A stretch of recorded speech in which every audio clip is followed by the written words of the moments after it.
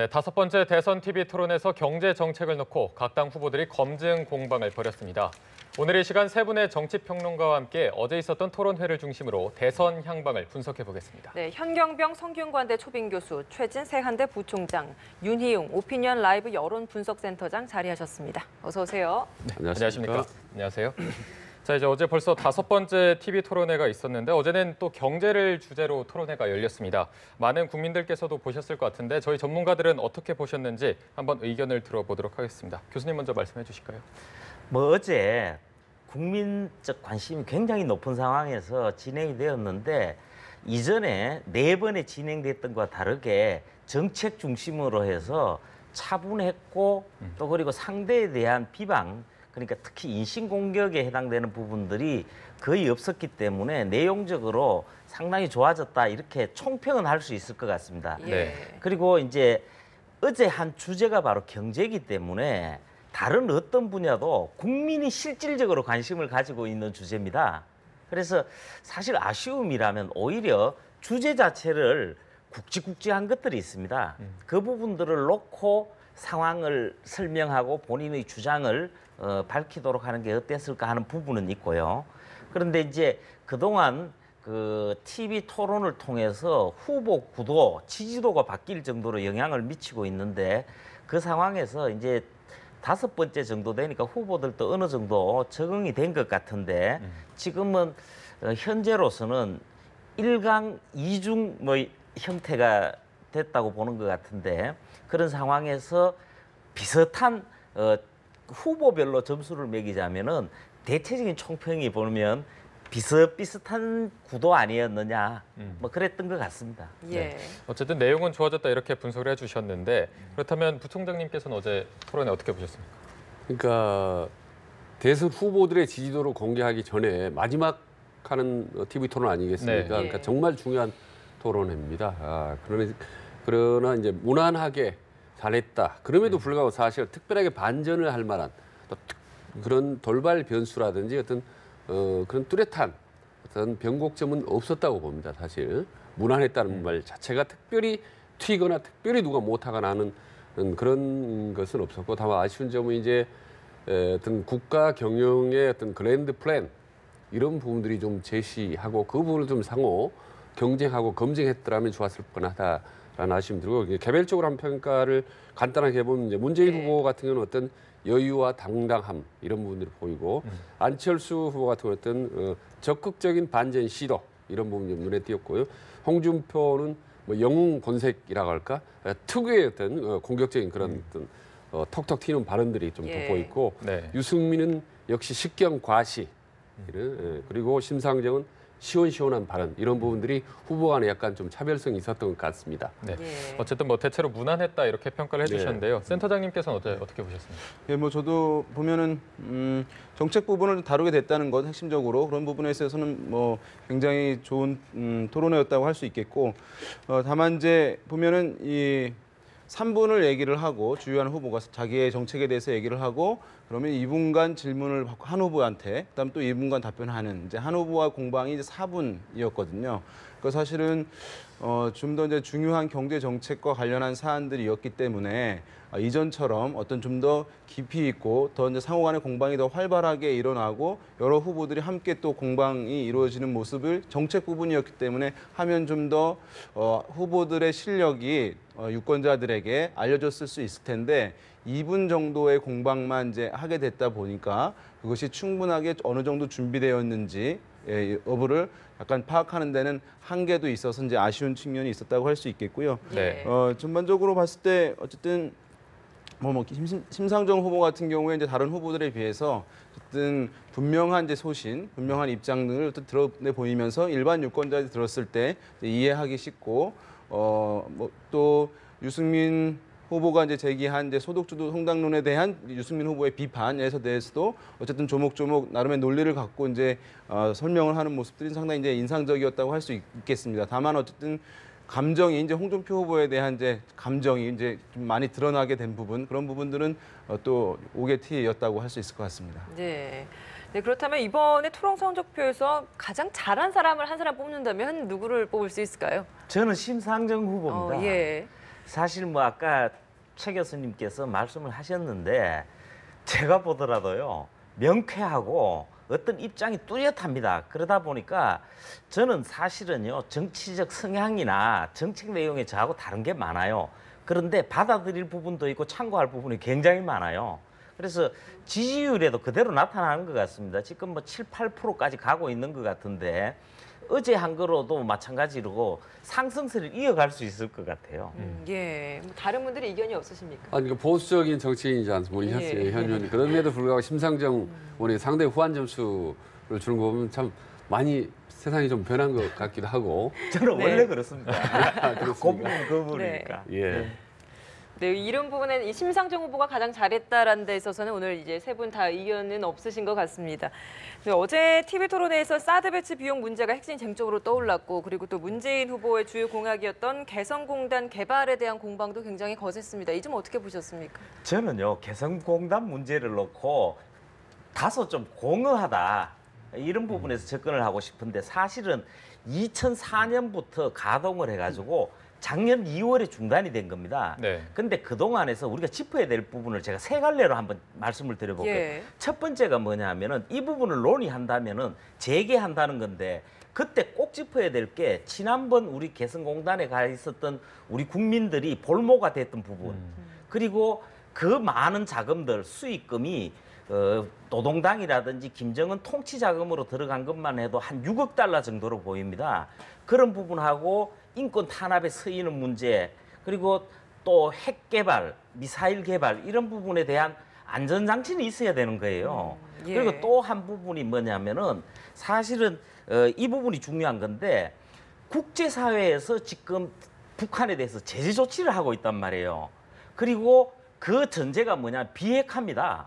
비핵화가 되고 나서 논의할 사안이지 예. 그 지금 상황에서는 섣부른 대화는 김정은이나 북한 지도부들이 언제든지 임의적으로 자기들이 편리하게 선택할 수 있는 그동안 대화 앞세웠다가 질질 끌려가고 핵미사일 개발만 초래한 이런 결과를 범하지 않도록 하는 게 중요하다고 봅니다. 한 가지 더 부분을 덧붙여야 되는데 어떤 상황에서도 오히려 대통령이 될 뿐이라면은 국민들한테 무슨 안심을 시켜줬어야 되느냐 하면은 아까 그 안전장치와 더불어서 향후에 어떤 군사 도발 또 그리고 북한에서 취하게 될 개성공단으로 인한 위험성 문제 이런 부분에 대해서 어떤 안전장치에 대해서 나는 이렇게 하겠다 이 대안을 말씀하는 게 훨씬 좋았을 겁니다.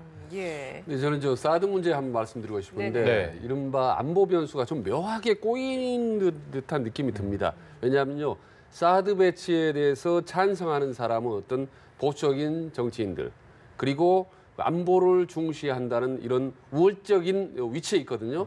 그렇기 때문에 사드를 반대하면 마치 좀 국방 안보라든지 좀 후순위로 생각하는 것 같은 이렇게 수세적 입장이었거든요. 항상. 예. 그래서 안철수 후보도 사실은 처음에는 반대했다가 찬성적으로 돌아섰지 않습니까? 네. 네. 그런데 지금 어제 오늘 사이에 미국에서 트럼프 대통령이 강력하게 한국을 밀어붙지 않습니까? 사드 비용까지도 10억 불 너희들 부담하라라고 강력하게 이렇게 밀어붙이다 보니까 우리 국가 대한민국 국민들의 안보 안전을 위해서 어떻게 보면 우리가 사드 배치를 찬성한 건데 엄청난 비용 부담을 하게 되면 결국 또 국민들에게 큰 부담을 주게 되는 상황이거든요. 네. 네. 그럼 마치 사드 배치에 그동안 찬성했던 사람들은 트럼프 대통령의 어떤 한국에 대한 압박, 강력한 공격적인 태도에 대해서 같이 간다라는 느낌을 줄 수 있기 때문에 지금은 오히려 사드에 대해서 적극적인 찬성이 오히려 국민들의 어떤 표심에 역작용을 줄 수도 있다라는 그 묘한 변수의 어떤 그런 변질이 되고 있다는 그런 느낌이 듭니다. 예. 사드 배치 관련해서 이제 선거에 영향을 주는 부분들이 이제 많이 있었을 수 있는데 네. 이거보다 훨씬 더 클 수 있었는데 이번에는 오히려 이제 제약되는 방향으로 많이 이제 있었던 측면이 있습니다. 그러니까 초반에는 사드 배치 가지고 후보들의 어떤 안보관 사실 그것을 검증하는 국면이 있긴 있었습니다만은 기습적으로 사드가 일정 부분 배치가 되면서 그러면 배치가 일정 부분 몇 개라도 되게 되면 이것이 논의가 추가적으로 확장되기보다는 사실 종결되는 측면으로 받아들여지게 되는 측면이 있어서 네. 그것을 어떤 후보들 같은 경우는 계속 지속적으로 가져가고 싶지만 이슈를 그러지 못한 부분이 있었고 여기에다가 이것이 이제 말씀하신 대로 이제 미국에서 트럼프 대통령이 그렇게 이제 뭐 비용을 요구하는 것으로 알려지게 되면서 기존에는 어떤 유권자들은 사드 배치 찬반을 두고 후보들을 지지하거나 선택하는 또는 선호하거나 이런 기류가 있었지만 사드 배치에 관련해서 어쨌든 막대한 비용이 들 수도 있다고 하는 우려 이런 것이 이제 작용하게 되면은 후보들의 선택하는 기준 자체가 좀 완화되거나 예. 그것이 이제 좀 신중해지는 기류로 바뀌는 부분이 있을 수 있기 때문에 그런 면에서 봤을 때는 좀 선거 막판에 있어서 안보를 중시하는 이제 후보들 측에서 이것을 더욱 쟁점화하는 데는 다소 이제 좀 어려워진 측면이 있다 이렇게 볼 수 있을 것 같습니다. 예. 저는 그 부분에 대해서 동의하기가 어렵습니다. 사실은 그동안에 여론조사에서 많은 부분들이 나와 있습니다. 사드 배치에 대해서 불가피하다 이런 부분에 대해서는 국민 공론이 이루어졌다고 보고 그런 차원에서 안철수 후보를 비롯해서 후보들조차도 찬성으로 방향을 바꾸기도 했고 문재인 후보도 그 전략적 애매모호함이라 그러는데 대선 후에 협의하자 그랬지만 반대해서 물러선 거거든요. 네. 그리고 심상정 후보가 정의당 차원에서 반대하는 부분은 당연한 겁니다. 그런데 그 부분을 놓고 심상정 후보가 토론회를 잘한 것과 사드 배치는 다른 겁니다. 그리고 트럼프 대통령이 10억 달러를 요구한 부분은 사드 배치에 대한 거를 염두에 뒀다고 보시면 안 돼요. 그 부분은 이미 한미 간에 일체 미국이 부담하기로 돼 있는 겁니다. 한 해 운영비는 또 220억 원 정도이기 때문에 굉장히 미미합니다. 우리가 주한미군 분담금을 1조 원 정도 내고 있습니다. 그런데 향후에 이 부분에 대한 조정을 놓고 내년에 하거든요. 네. 이 부분을 놓고 선방을 날린 겁니다. 그리고 또 한 부분이 한미 FTA 재협상이 있는데 예. 그 부분에서 우위를 접하고자 하는 실리적 접근인데 저는 오히려 그런 점에서 문재인 후보가 이 사드 배치 부분을 국회 비준을 해야 된다라든지 한미 FTA를 당연한 듯이 우리가 재협상을 해야 된다 이렇게 해버리면 우리가 전부 다 불리한 상황에서 시작하지 않느냐 이런 안타까움이 있습니다. 네. 그런데 얼마 전까지 그 부분에 상당히 동의 저를 했는데 지금 어제 오늘 사이에 보니까 미국이나 태도가 그렇지는 않을 것 같아요. 보면 너무 사실 막무가내로 밀어붙이는 것 같아요. 지금 보면 사드뿐만 아니라 한미 FTA도 예. 뭐 끔찍한 협상이다. 뭐 이렇게 해서 뭐 전면적으로 뭐 좀 무효하거나 재협상 뭐 이런 거 요구하지 않습니까? 그래서 우리 안보를 정말 걱정하는 그런 우방국 혈맹 맞나? 뭐 이런 의구심이 들 정도로 막 몰아붙이기 때문에 네. 이 부분들이 상당히 좀 걱정이 됩니다. 네, 사드 배치에 대해서는 서로 조금 반대되는 의견을 보여주셨는데 저희가 시간 관계상 다음 질문으로 넘어가 보도록 하겠습니다. 어제 토론에서 했던 이 대선 후보들의 발언들을 저희가 하나하나씩 들어본 다음에 또 여기에 대해서 자세하게 평가를 들어볼 텐데요. 먼저 바른정당 유승민 후보와 더불어민주당 문재인 후보가 이 공공분야 일자리 공약을 놓고 신경전을 벌였습니다. 먼저 직접 들어보시죠. 소득이라는 게 어떤 수로 무슨 수로 오릅니까? 가계 소득을 어떻게 첫째 일자리, 그다음에 또 최저임금 인상 이런 많은 방안들을 제시. 해법을 말씀해 주시라니까 자꾸 복지 이야기를 하시거든요. 지금 우리 일자리가 위기라는 것은 인정하실 거 아닙니까? 그것보다 더 세금이 절실하게 필요한 데가 있겠습니까? 네, 일자리 공약을 놓고 이제 문재인 후보와 유승민 후보가 신경전을 벌였는데 여기서 센터장님 이 발언에 대해서 어떻게 보셨습니까? 이것은 일단은 이제 어제 상당히 주목되는 부분은 어쨌든 이제 이 성장 방안을 놓고 사실은 후보들 간에 이제 의견 차이를 냈고 그것을 놓고 논쟁을 벌였다는 건 상당히 이제 긍정적인 측면이 있다고 볼 수 있습니다. 그러니까 기존에 어쨌든 기업이 주도하는 이제 국가 성장, 기업이 주도하는 국가 성장론에 기반한 이제 유승민 의원 후보가 이제 많이 이제 얘기를 한 것이고 또 거기에 비해서 이제 진보 진영에 있는 후보들은 어쨌든 최저임금 인상 등을 통한 그런 것들을 통한 이제 이 국민들이 소득이 높아지고 그것을 통해서 이제 또 다른 이제 성장을 가져오게 한다는 이제 이른바 소득 주도 성장론 이것이 이제 맞붙은 대결이었다고 할 수 있어요. 그것이 네. 이제 가장 이제 의미 있었다고 할 수 있을 텐데 거기서 그것에 대해서 어쨌든 유승민 후보 같은 경우는 이제 본인이 이것은 이제 야권 진보 진영에 있는 후보들이 소득 주도 성장론이 충분하게 실질적인 어떤 국가의 성장을 가져오기 힘들다라고 하는 점들은 어쨌든 나름의 어쨌든 그 경제관을 갖고 비판을 한 것이고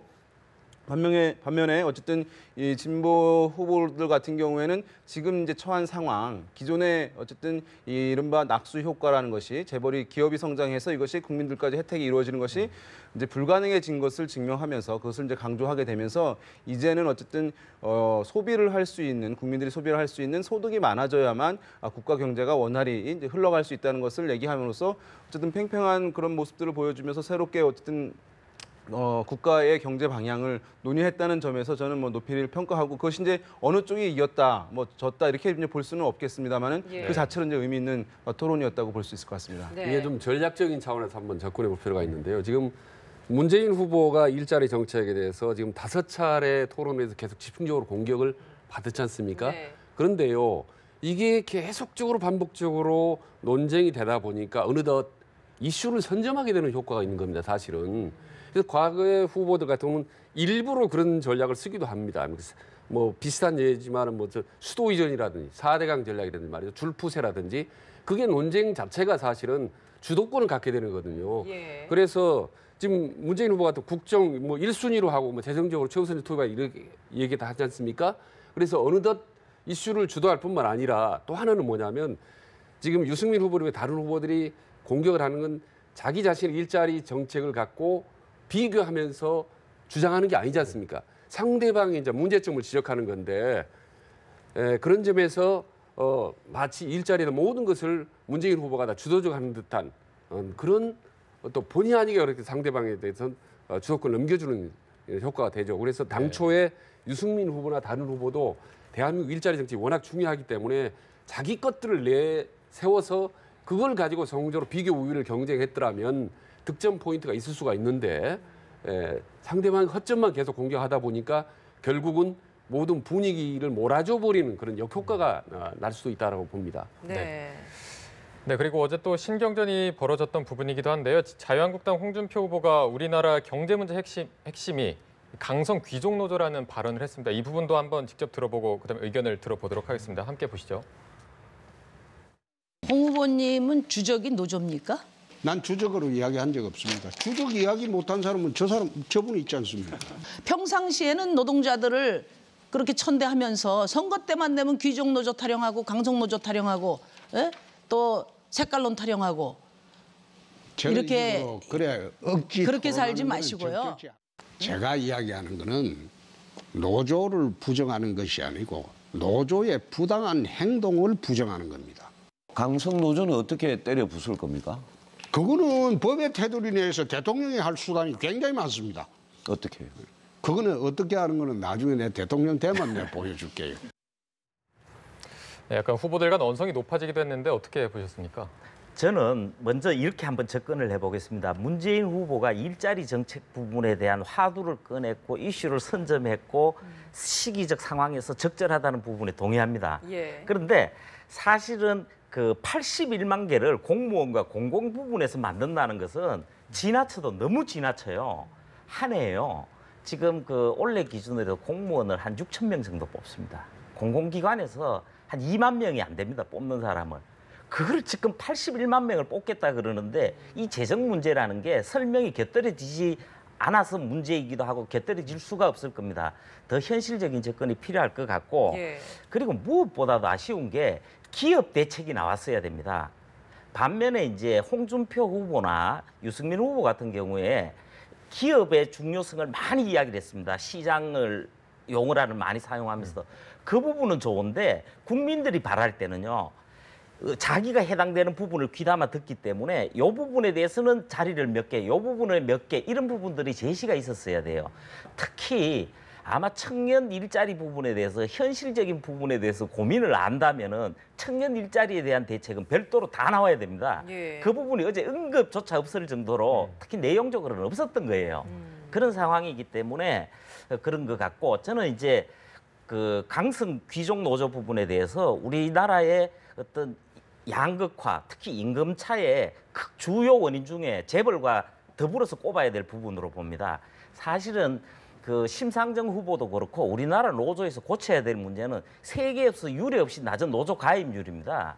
그리고 그 다음에 이 노조가 노조원이 아닌 다른 산업과 관련해서도 상대에 대한 배려나 어떤 전반적인 임금이나 근무 환경이나 복지에 대한 고민이 필요한데 딱 노조원들로만 갑니다. 예. 그러다 보니까 이 노조원이라는 거는 전체 우리 근로자의 3% 정도입니다. 3%. 고이익만 대변하고 있다 보니까 지금 이제 700만 명이 넘은 비정규직에 대해서도 무방비거든요. 이 부분이 가로막히는 게 실은요. 이 강성 기존 노조 때문에 발을 못 나가는 거거든요. 그런 부분에서는 홍준표 후보가 적절하게 잘 제시를 했고 이 부분에 대해서는 현실적인 서로 간에 노조와 간에 흉금을 터놓고 접점을 찾아야 돼요. 예. 근데 한 말씀 더 보시면 네네. 그 홍준표 후보 같은 거 보면 귀족 노조의 문제점은 일관되게 오랜 동안 강력하게 지적하면서도 대다수 노조들의 어떤 애로사항이라든지 복지나 이런 부분들은 전혀 언급을 하지 못했거든요. 그런 부분에 대해서 어떤 발언의 어떤 순수성이 사실 의심스럽고 예. 이 노조 문제라는 건 보수의 진보 가장제 색깔이 민감한 문제입니다. 그래서 어떤 보수의 어떤 결집을 유도하기 위한 그런 어떤 지속적인 문제 제기라고 보고요. 그리고 하나만 더 말씀드리면 이제 일자리 문제 보세요. 대선이 지금 10일 남겨놨는데 내가 정말 일자리 만들겠습니다라고 강력히 주장하는 사람과 그 일자리 문제는 문제 있다라고 얘기하는 사람과 어느 쪽이 더 국민들에게 호소력이 있겠는가라는 전략적인 면에서 본다면 상당히 사실은 이미 그 판세를 예상할 수가 있죠. 네, 이 홍준표 후보와 심상정 후보 이제 세금 인하 문제를 놓고도 굉장히 많은 설전을 벌였거든요. 이 부분도 직접 들어보고 대담 이어가도록 하겠습니다. 담배세를 인하하려고 합니다. 그리고 유류세도 절반으로 인하를 하려고 합니다. 서민들 위해서입니다. 동의하십니까? 담배세 누가 인상했습니까? 그 당에서 인상했잖아요. 그래놓고 지금 감세 얘기 자격이 됩니까? 말씀드리고 동의하냐 싶어요. 안 하냐 내가 물었습니다. 나도 제가 신부하고 이야기하기 싫어요. 이 포퓰리즘 공약은 이제 그만 내시면 좋겠어요. 모든 것이 그래 베베 꼬여가지고 베베 꼬인 게 아니라. 네, 센터장님 어떻게 보셨습니까? 네, 어쨌든 이제 야권 진보 진영 이제 후보들 같은 경우는 지금 이제 이번 선거가 어쨌든 이전 정권의 실정을 평가하는 이제 심판 선거가 될 것이냐 또는 이후에 어쨌든 비전 있는 지도자를 선택하는 이제 전망적 투표가 될 것이냐 여러 가지 이제 갈래가 있습니다만은 지금 최순실 게이트도 있고 해서 심판 기류가 매우 높게 이제 형성이 되어 있기 때문에 어쨌든 이런 이제 공세들 있을 경우에 이제 자유한국당 후보, 홍준표 후보 등으로부터 이제 공세가 있을 경우에 실제 그 정권의 이전 정권의 책임론을 이제 부각하는 이제 전략을 심상정 후보가 이제 확실히 쓴 것이고 여기서 네. 이제 사실은 여기는 약간 안 나왔습니다만 돋보였던 것은 담배세로 인해서 추가적으로 거둬들이는 수익에 대해서 세금을 통해 가지고 어린이 병원을 어쨌든 무상으로 치료할 수 있도록 한다든가, 네, 암 치료를 국가가 이제 거둔 세금으로서 이제 감당하겠다라고 한 것은 상당히 어쨌든 대중들에게 소구력이 있을 해법이었다고 보입니다. 여러 가지 또 재원에 대한 여러 가지 고민할 부분들이 있겠습니다만은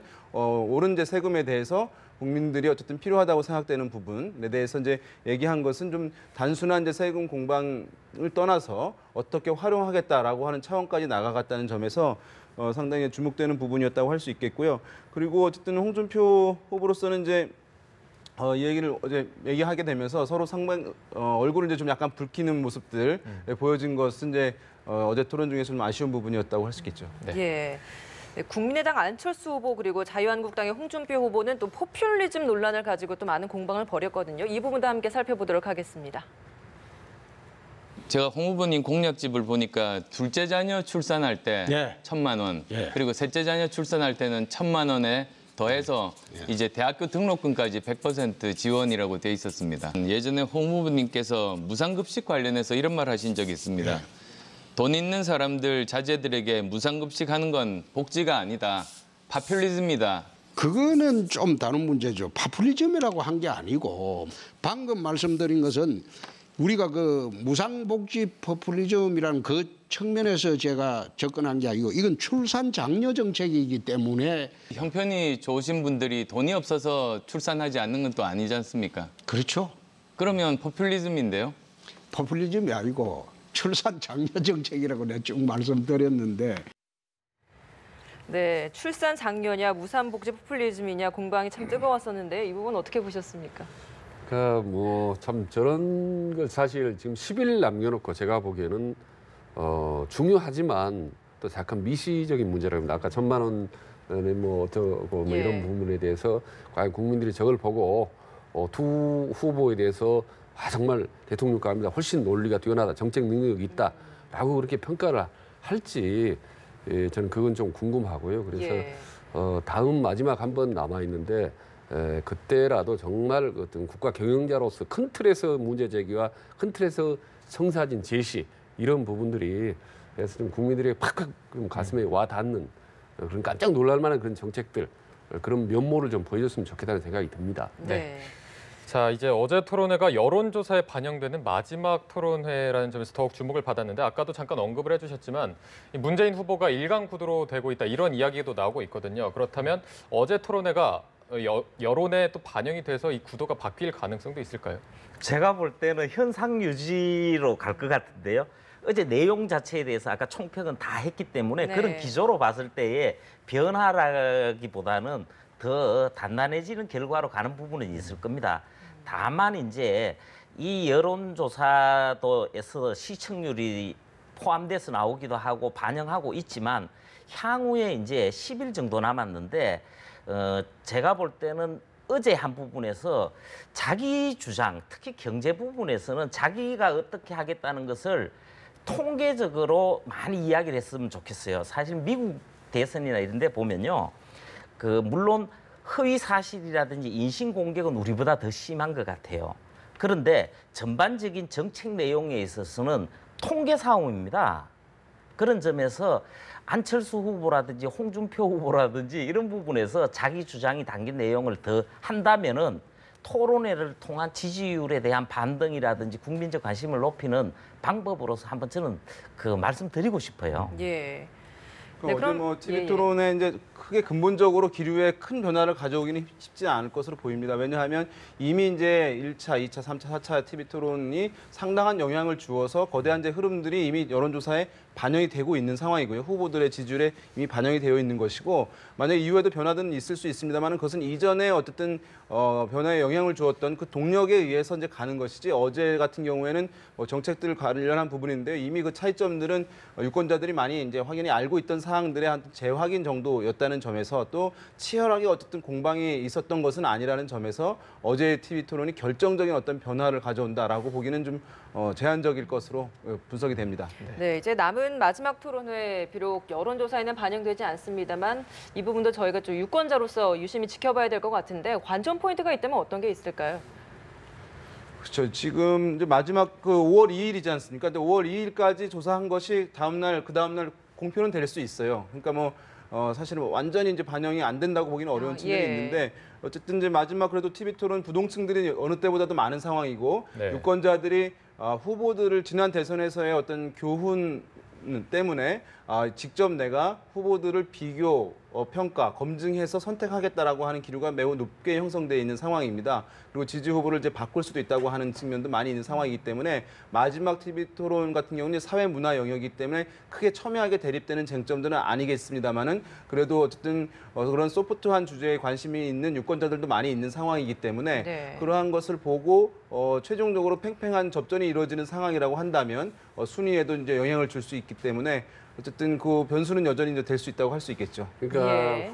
유권자들이 이미 머리로 이성적으로는 대충 좀 판단을 한 것 같아요. 후보들에서 정책이라든지 그 면모에 대해서 나름대로 표심을 결정하지 않았을까. 근데 마지막 토론에서는 과연 유권자들의 심금을 울려주는 그런 어떤 감동적인 어떤 메시지를 담겨 있는 그런 정책을 과연 얼마나 내세울 수 있을지 이런 부분들이 이제 작은 변수로 작동을 할 거라고 봅니다. 네, 5월 2일이 정말 마지막 TV 토론회가 될 텐데요. 끝까지 좀 잘 지켜봐야 될 것 같습니다. 지금까지 세 분 말씀 잘 들었습니다. 고맙습니다. 고맙습니다. 감사합니다.